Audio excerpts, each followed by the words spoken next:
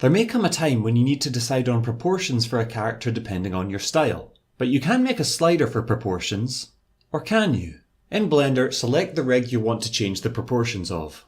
Now enter Pose mode. Press A to select every bone in the rig. Now in the menu to the right, click this figure icon to edit the rig's data. Go down to Pose Library and click New. Now your rig has a pose library.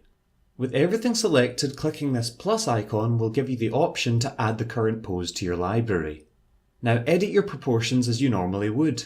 Your pose is already saved and you can return to it at any point by clicking this button in the pose library. When you're done, save the current pose and name it something else. Make sure you have everything selected before saving a pose. Blender only saves and applies to what you have selected.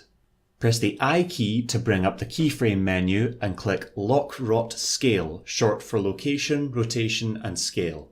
Move the timeline somewhere else and apply your original pose. Now do the same again and create a keyframe.